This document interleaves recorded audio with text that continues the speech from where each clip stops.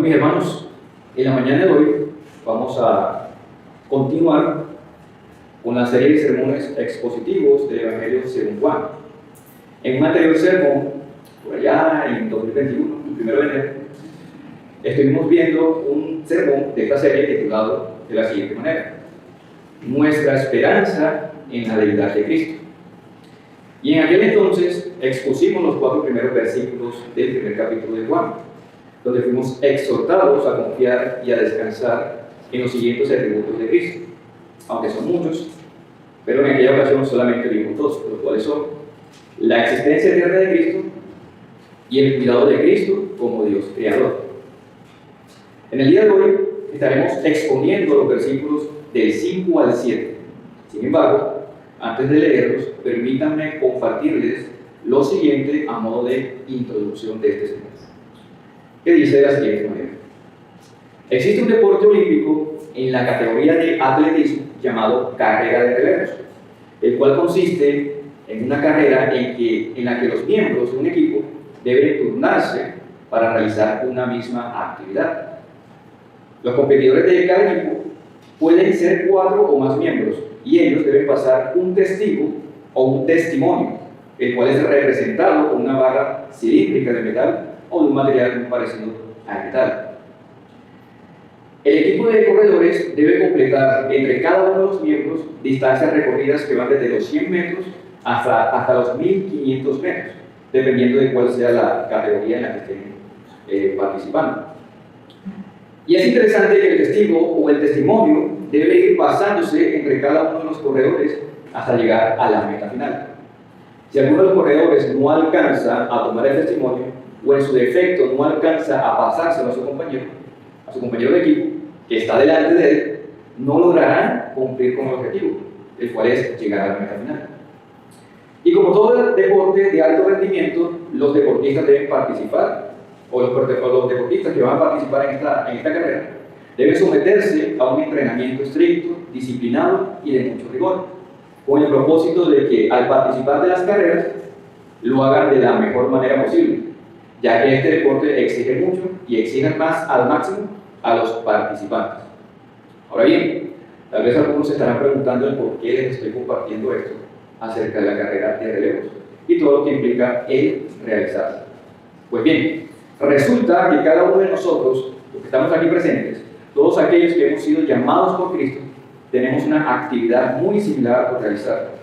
Y esa actividad, o más bien ese llamado que hemos recibido, es el de ser testigos del testimonio de Cristo. Y de la misma manera que están conformados los equipos de atletismo por miembros, nosotros como iglesia somos los miembros que conforman el cuerpo de Cristo. Y de la misma manera en cómo están entrenados los miembros de un equipo de atletismo, nosotros debemos estar entrenados y disciplinados en la piedad cristiana, con el propósito de avivar aquel don que Dios nos ha entregado. Tal cual como le exhorta el apóstol Pablo a Timoteo, en su primera carta, en el capítulo 4, versículos del 7 al 8. Y luego leemos 2 Timoteo, capítulo 1, versículo 6. Leo para todos en la versión Biblia de las Américas. 1 Timoteo 4, versículos del 7 al 8, que dice: disciplínate a ti mismo para la piedad, porque el ejercicio físico aprovecha poco, pero la piedad es provechosa para todo, pues tiene promesa para la vida presente y también para la futura. Y 2 Timoteo capítulo 1, versículo 6 dice de la siguiente manera: por lo cual te recuerdo que avives el fuego del don de Dios que hay en ti por la imposición de mis manos.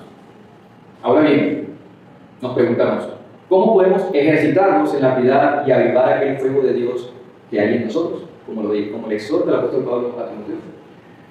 Lo podemos hacer echando mano de aquellos medios de gracia que Dios nos ha provisto, como por ejemplo la oración, la lectura y la meditación en la Escritura, y también el congregarnos como iglesia, lo cual también implica el discipulado. Y con esto anterior que acabamos de decir, permítanme ilustrarlo de la siguiente manera, y espero ser lo más reverente posible con este ejemplo.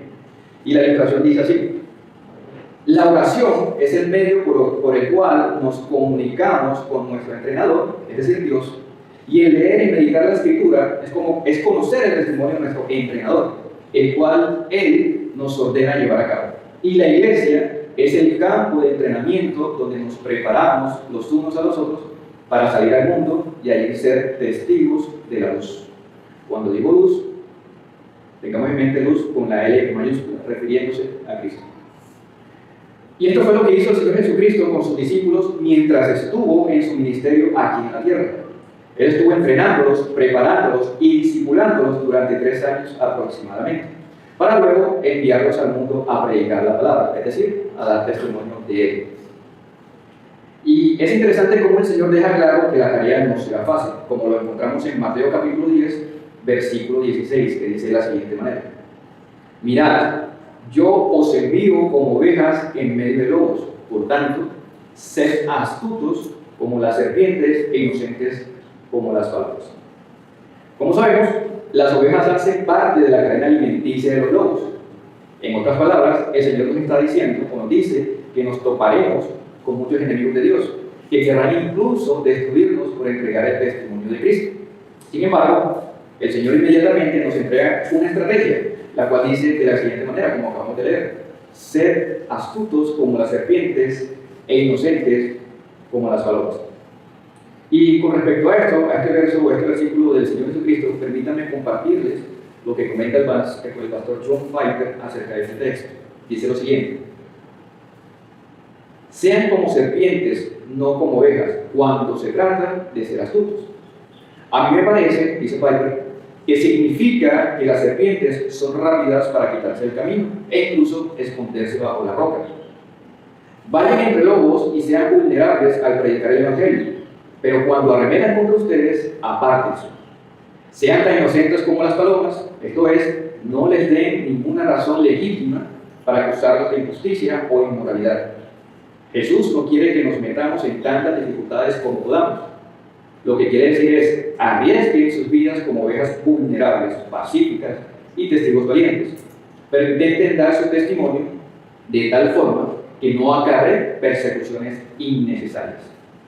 Cierro comillas. Entonces, mis hermanos, ya para ir concluyendo esta introducción, nosotros hemos sido llamados para ser testigos de Cristo, para entregar el testimonio de su santo y bendito Evangelio a todo el mundo. Pero esto implica esforzarnos, prepararnos, disciplinarnos e incluso sacrificar muchas comodidades personales que así puedan llegar o lograr llevar el mensaje. Ser testigo de Cristo es un trabajo arduo y difícil, y quien afirme lo contrario es un mentiroso. Sin embargo, este trabajo de ser testigo de Cristo sí o sí tendrá su recompensa. Y esa recompensa es la de ver y ser testigo de muchas almas rescatadas del infierno que llegarán a los pies de Cristo. Y aquí nos preguntamos, mis hermanos, ¿no es esta nuestra gran satisfacción y un motivo suficiente para ser testigos de Cristo? Como dice Pablo en su carta a los Gálatas, capítulo 6, versículos 9 y 10, que dice de la siguiente manera: y no nos cansemos de hacer el bien, pues a su tiempo, si no nos cansamos, segaremos. Y este segar, mis hermanos, no se trata de recompensas materiales, sino que se trata de alma valiosa para Dios. Sigue diciendo el apóstol Pablo: así que entonces, hagamos bien a todos, según tengamos oportunidad, y especialmente a los de la familia de la fe. Leyendo este versículo, nos preguntamos, ¿cuál es el mayor bien que podemos hacer a nuestro prójimo? Podemos y debemos realizar obras, como creyentes que somos, buenas obras, como por ejemplo, podemos ayudar al necesitado, también podemos ser voluntarios de una organización benéfica en pro de los niños huérfanos, y muchas de otras buenas obras relativas a esto, o parecidas. Sin embargo, esto también lo pueden hacer personas que no sean cristianas, personas que sean incrédulas. Sin embargo, el mayor bien que puede recibir una persona es la de escuchar el Evangelio. Y esto solo lo podemos hacer nosotros, los que somos testigos del testimonio de Cristo. Entonces, mis hermanos, ya culminada esta introducción, vamos a dar inicio a nuestro sermón dominical del día de hoy, el cual lleva por título: Somos testigos de la luz. Somos testigos de la luz. Y este sermón está dividido en 3 puntos. Nuestro texto base será el Evangelio según Juan, capítulo 1, versículos del 5 al 7. Sin embargo, vamos a entrar en contexto y para ese propósito vamos a leer desde el versículo 1 hasta el versículo 7, que dice de la siguiente manera. Juan capítulo 1, versículos del 1 al 7, y leo para todos en la versión Biblia de las Américas, que dice de la siguiente manera: en el principio existía el Verbo, y el verbo estaba con Dios, y el verbo era Dios. Él estaba en el principio con Dios. Todas las cosas fueron hechas por medio de Él, y sin Él nada de lo que ha sido hecho fue hecho. En Él estaba la vida, y la vida era la luz de los hombres. Y la luz brilla en las tinieblas, y las tinieblas no la comprendieron. Vino al mundo un hombre enviado por Dios, cuyo nombre era Juan. Este vino como testigo para testificar de la luz, a fin de que todos creyeran por medio de Él. Entonces, leído este contexto, demos inicio a nuestro primer punto, el cual lleva como enunciado de la siguiente manera. Somos reflejos o somos el reflejo de la luz, que está basado en el versículo 5, que dice: y la luz brilla en las tinieblas, y las tinieblas no la comprendieron. En este texto, encontramos algo interesante, y eso interesante es el término griego que se utiliza aquí para el verbo comprender, cuyo término griego nos entrega la connotación de dominar, agarrar o soportar. Este término nos ayuda a tener una idea mucho más clara del texto. En otras palabras, y sin intentar cambiar su interpretación, este versículo nos está comunicando que las tinieblas no pueden dominar, no pueden agarrar y tampoco pueden soportar el brillo de la luz. Igual de interesante es que muchos años más tarde, en nuestra época contemporánea, esto que afirma el apóstol Juan, lo haya definido la ciencia como un fenómeno físico. Y en este punto no estamos afirmando que la ciencia se haya inspirado en las palabras de Juan, por lo menos no está documentado, pero personalmente tampoco lo había leído. Sin embargo, la explicación de este fenómeno físico afirma, ahora comillas, que la oscuridad es la ausencia o la carencia de la luz. Cierro comillas. Claramente, la explicación científica de este fenómeno es mucho más profunda y en detalle, pero por obvias razones y por tiempo no lo vamos a hacer, porque primero no soy experto en el tema y segundo no es el propósito de este sermón, ¿cierto? Entonces, y también igualmente interesante es que este fenómeno físico, por llamarle de alguna manera, lo observamos al inicio de la creación, cuando el Señor Dios pronuncia aquellas palabras imperativas en Génesis capítulo 1, versículos del 1 al 4, que dice de la siguiente manera: en el principio creó Dios los cielos y la tierra estaba sin orden y vacía, y las tinieblas cubrían la superficie del abismo, y el Espíritu de Dios se movía sobre la superficie de las aguas. Entonces dijo Dios: sea la luz, y hubo luz. Y vio Dios que la luz era buena, y separó Dios la luz de las tinieblas.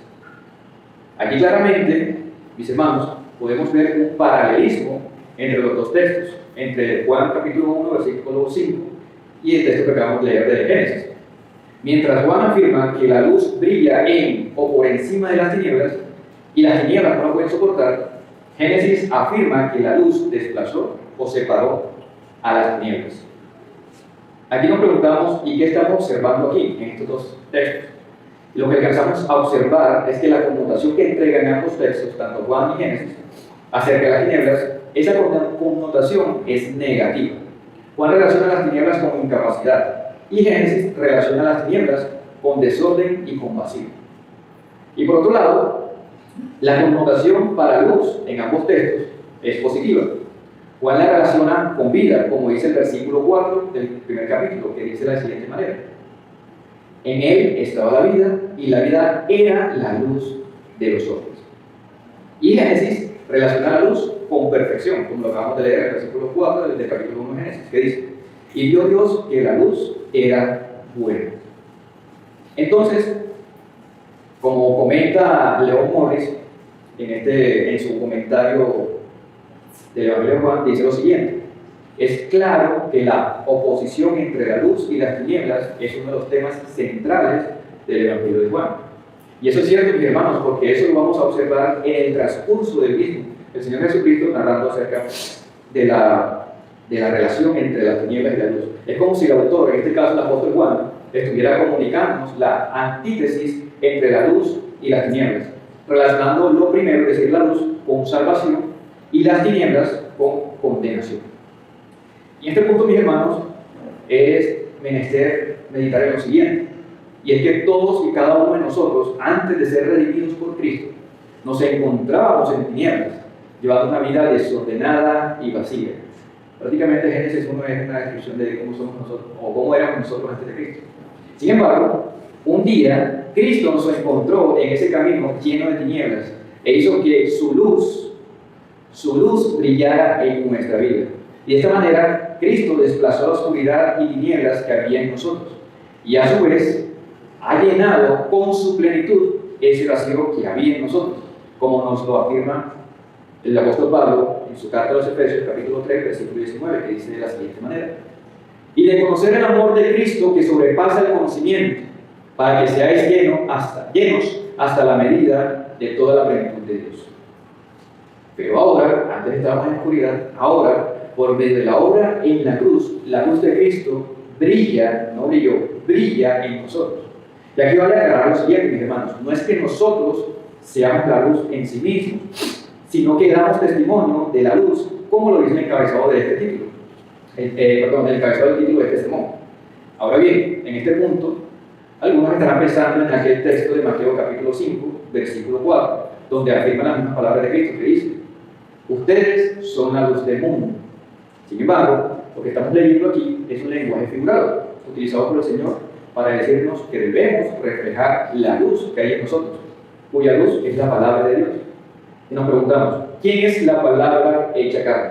La respuesta es obvia: Cristo mismo. Cristo es el Logos de Dios. Es decir, al ser nosotros la luz, estamos entregando el testimonio de Cristo. Y en este punto, permítanme, sin ánimo de intención de alegorizar el texto, sino más bien de ilustrar esta realidad que acabamos de leer con el siguiente ejemplo. Por ejemplo, la luna sabemos que por sí misma no brilla con luz propia. Entonces, para que la luna pueda brillar, necesita que la luz del sol, el cual sí produce luz propia, llegue directamente a la luna y de esta manera pueda brillar. Es decir, la luna refleja la luz del sol por las noches, y la noche, como sabemos, en muchos textos, poesías, novelas, incluso la misma escritura, en muchas ocasiones la noche se usa como sinónimo de oscuridad y tinieblas. Y es interesante esta relación de lo que habla la escritura con la noche, con el día, con la luz y con las tinieblas. Entonces, es nuestro deber que reflejemos la luz de Cristo. Por lo tanto, alumbremos con el reflejo de la luz de Cristo en nosotros la vida de aquellas personas que aún no conocen la verdad del Evangelio y que se encuentran en total oscuridad. Y creo que nuestra ciudad es un reflejo, en estos momentos, un reflejo de esa oscuridad, un ápice de esa oscuridad en la que hay en el ser humano sin Cristo. Y solamente de esta manera, la vida de estas personas podrá brillar a través del conocimiento del bendito y santo Evangelio de nuestro Señor Jesucristo.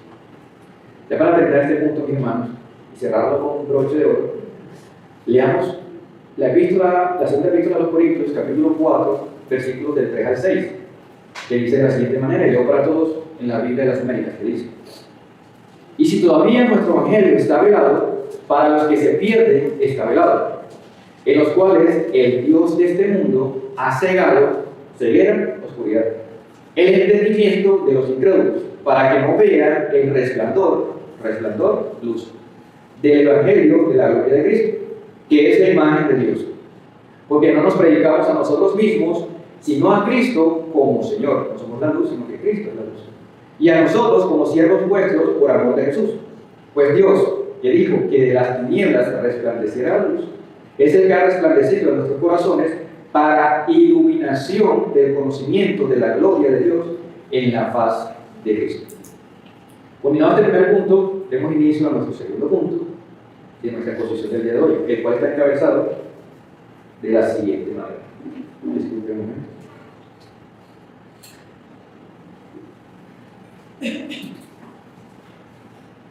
El segundo punto dice de la siguiente manera: somos enviados por la luz. Somos enviados por la luz.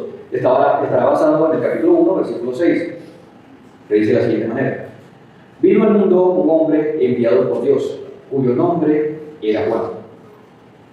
Con respecto a este texto, personalmente una vez leí la siguiente frase acerca de Juan el Bautista, y lamentablemente no recuerdo el nombre de aquella persona que escribió esa frase.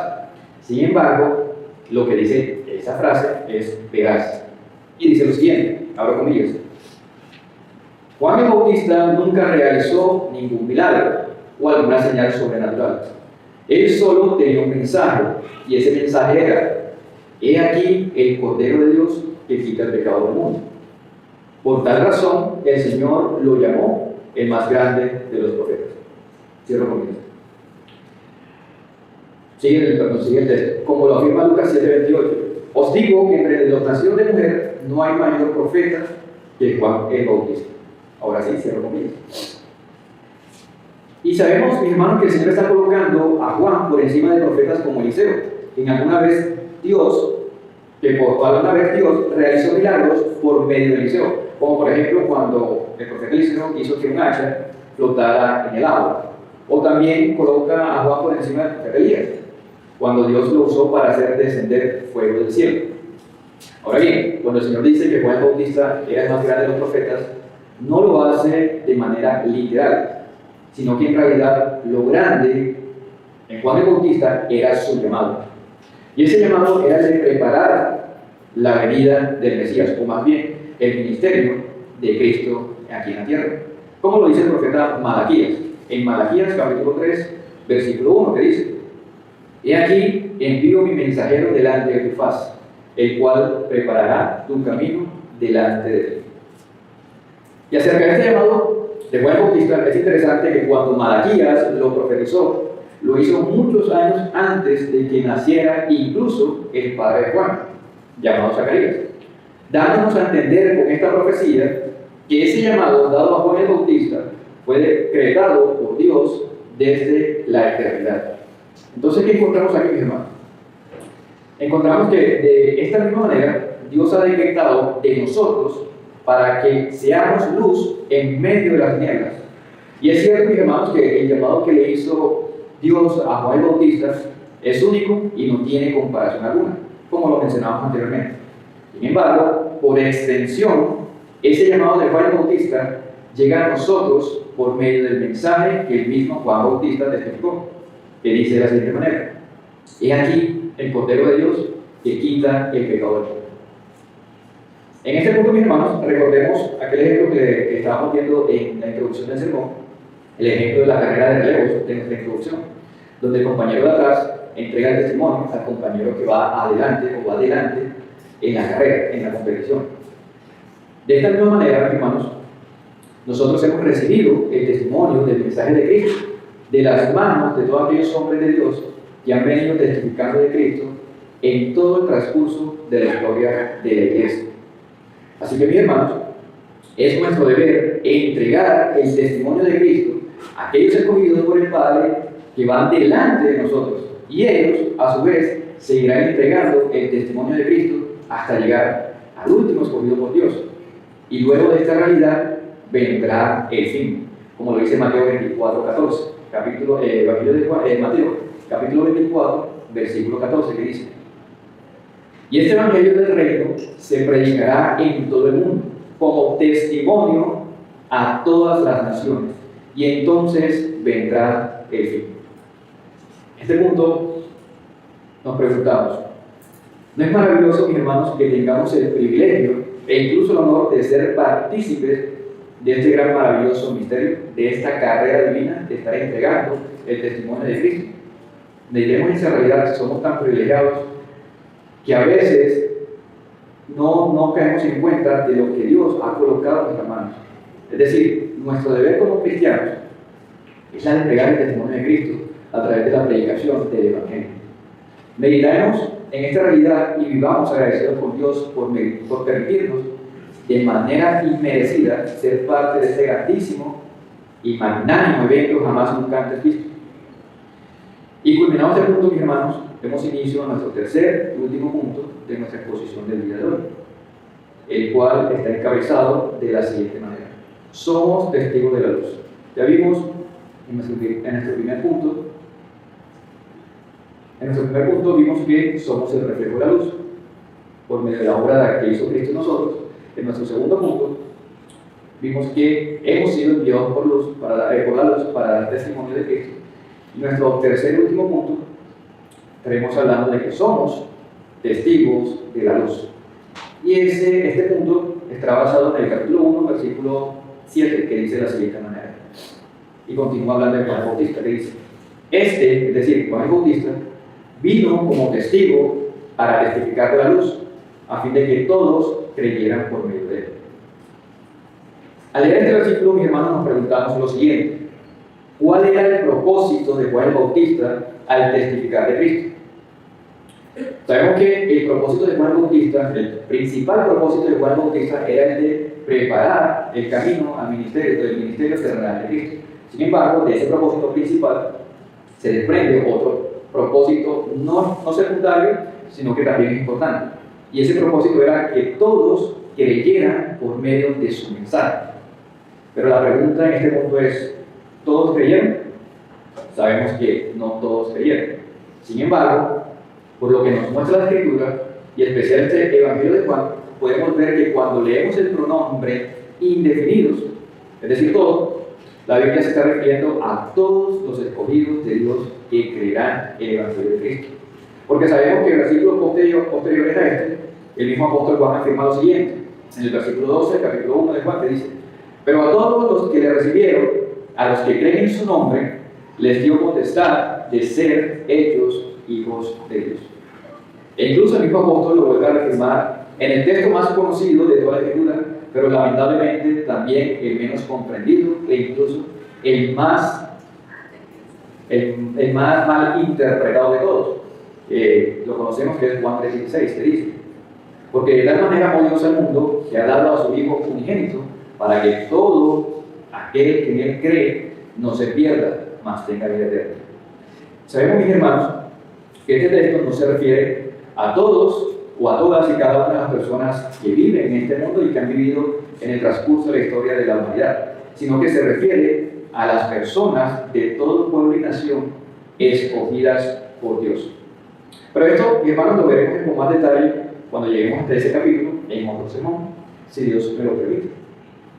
Entonces, como decíamos, el propósito de nosotros al ser testigos de la luz de Cristo es que aquellos a quienes les compartimos el testimonio del Evangelio lleguen a creer, como afirma el salmista, por ejemplo, en el Salmos capítulo 36, versículo 9, en un lenguaje poético refiriéndose a Cristo y a su mensaje y a su palabra, que dice: porque en ti está la fuente de la vida y en tu luz vemos la luz. Recordemos que el apóstol Juan relaciona la luz con vida de los hombres, y aquí el salmista está relacionando lo mismo, la luz como fuente de vida. También dice el salmista en Salmos capítulo 119, versículo 105, que dice de la siguiente manera: lámpara es a mis pies tu palabra y luz para mi camino. Lámpara es a mis pies tu palabra y luz para mi camino. Ahora bien, decíamos que al predicar el Evangelio de Cristo sabemos que Dios salvará a sus escogidos, y ese es el propósito del Evangelio. Pero no es nuestro deber ni tampoco es nuestra incumbencia de saber quiénes son los escogidos. Dios se lo ha reservado para sí mismo. Pero es nuestro deber ser el reflejo de la luz de Cristo en este mundo, el cual se encuentra atestado de tinieblas, para que así la verdad del Evangelio brille y muchos escogidos sean salvos para la gloria de Dios. Recordemos el Sermón del Monte, donde el Señor Jesucristo nos manda a hacer luz y a ser sal, es decir, por medio de la predicación del Evangelio de Cristo, alumbramos la vida de aquellos que están en oscuridad, y cuando nos pide que seamos sal, nos está hablando obviamente de una manera metafórica, a darle sabor, por decirlo de alguna manera, a salar la vida insípida de las personas que aún no han sido redimidas por el Evangelio de Cristo. A eso se refiere cuando el Señor Jesucristo habla acerca de ser luz y acerca de ser sal. Y en este punto, mis hermanos, cada uno de nosotros, como lo sabemos, somos los verdaderos testigos de Dios, escogidos por el Padre para dar testimonio de Cristo.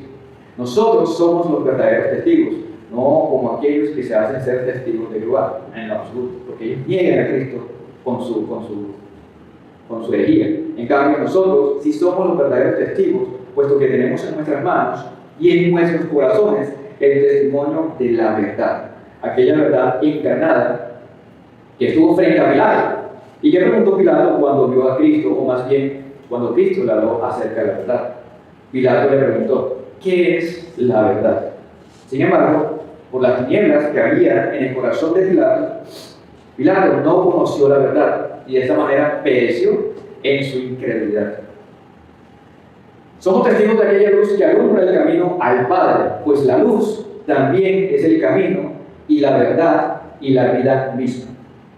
Cada uno de nosotros aquí presentes, por gracia, y esto lo digo confiando en el Señor, Cada uno de nosotros se nos fue concedida y revelada la verdad del testimonio del Padre, en el Hijo, a través del Espíritu Santo. Y por medio de la verdad del Evangelio, por lo cual nos hace testigos de la evidencia dada en la palabra de Dios. A todos los creyentes en Cristo se nos fue encargada la tarea de ser testigos del testimonio de Jesucristo. Esto sin importar si somos llamados a ejercer el ministerio del pastorado o no, como lo deja claro la bien conocida Gran Comisión, escrita en Mateo 28, 19, y hacer discípulos a todas las naciones. A cada uno de nosotros, para ser testigos, se nos fue dado un don, y este don se nos entregó de manera soberana por el Espíritu Santo. Y dicho esto anterior, sabiendo que cada don se nos fue dado de manera soberana, esto nos confirma y nos afianza en la responsabilidad que tenemos a usar tal don de manera fiel en la exposición, en la predicación y cuando compartimos la palabra de Dios con los demás. Cada vez, mis hermanos, que se nos presente la oportunidad de compartir el Evangelio del Señor, demos fe que somos testigos fieles del testimonio de Dios por medio de su palabra. Y así exclamaremos o exclamando como lo hizo Juan el Bautista: he aquí el Cordero de Dios que quita el pecado del mundo. Para el no creyente, amigo, el día en que Dios salga a tu encuentro, ese día cambiará tu vida. Entonces, cuando llegue aquel momento, no endurezcas tu corazón para condenación, sino que con humildad arrepiéntete de tus pecados, cree en Cristo y así su luz brillará en tu corazón para vida eterna. Para los creyentes, los redimidos por Cristo, mis hermanos, la luz de Cristo brilla en nosotros y continuará brillando por toda la eternidad. Por lo tanto, no seamos insensatos y tampoco imprudentes en esconder esa luz debajo de un almud, sino que, como nos exhorta el Señor Jesucristo, sostengamos esa luz en lo más alto, y de esta manera el brillo de la luz de Cristo alcanzará a muchos para salvación. Gracias y paz, mis hermanos, sean dados por medio de Jesucristo nuestro Señor.